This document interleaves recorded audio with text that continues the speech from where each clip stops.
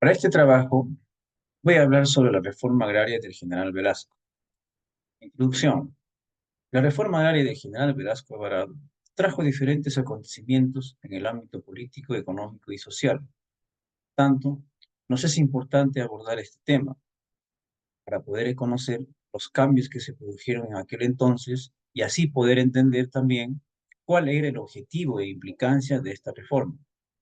Entendemos que una de las cosas que se buscaba era liberar al campesinado del trabajo esclavizado del hacendado oligárquico.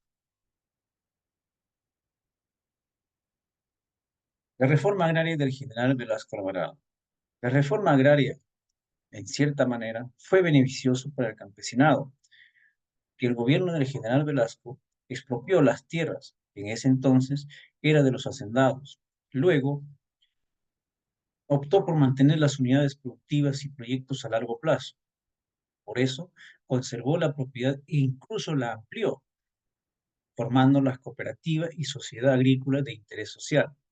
De este modo, se proyectó el latifundio y el campesinado pudo ver al Estado como nuevo dueño, lo que significó la liberación del campesinado de las ataduras serviles de la hacienda oligárquica.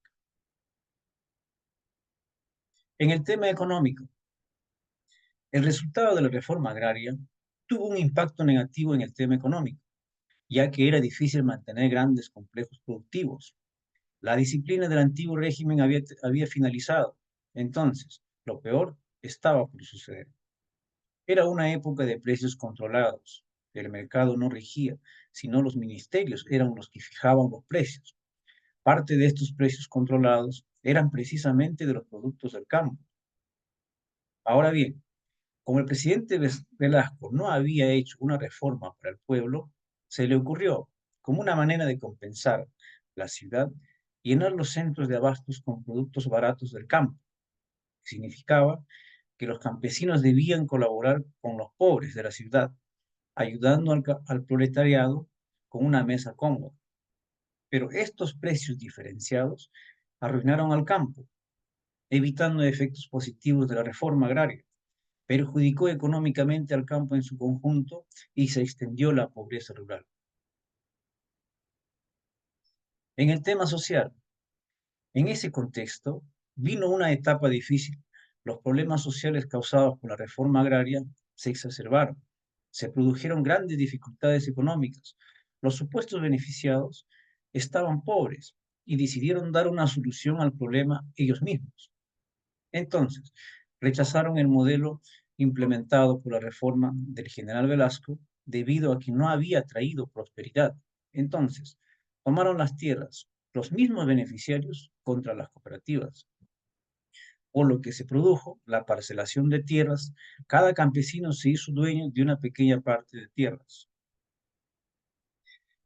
En el tema político, las consecuencias de esta implementación política fue que el campo dejó de crecer.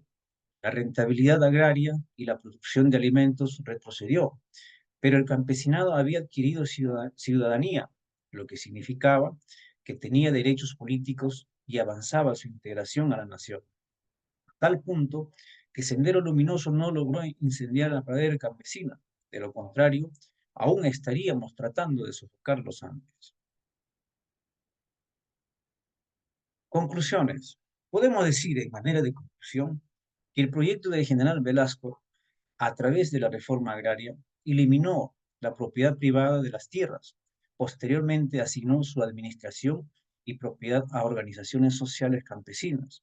Los latifundios pasaron a manos del campesinado y lo que buscaba también era la inclusión del campesinado, dándole acceso a la vida política, que hasta entonces era el sector excluido y explotado por los hacendados. Luego, distribuyó la propiedad de tierras, considerando que las tierras deben ser para quien lo trabaje. Todo esto en función de un propósito fundamental, la dignificación humana del sector más desfavorecido.